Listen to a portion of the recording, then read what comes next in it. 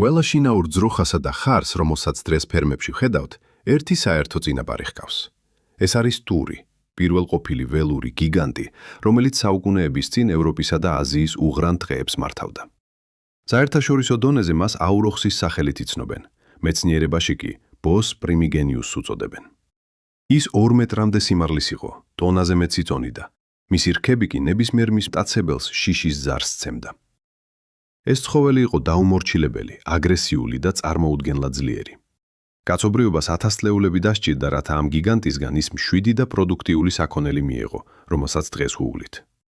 ტური იმდენად სახიფათო იყო, რომ მასზე ნადირობა მხოლოდ მეფეებისა და დიდგვაროვნების პრივილეგიად ითვლებოდა.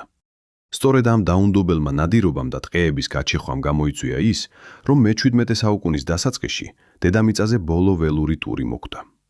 მაგრამ მისი ისტორია აქ არ მთავრდება. ტური გადაშენდა, თუმცა მისი დნმ დღესაც ცოცხალია.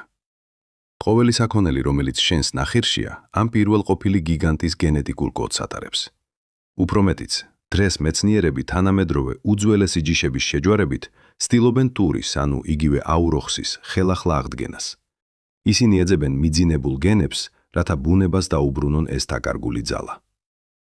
ეს არის შეხსენება თუ რა უზარმაზარი ველური ენერგია იმალება იმ ცხოველების მიღმა, რომლებსაც ყოველდღე ვუვლით.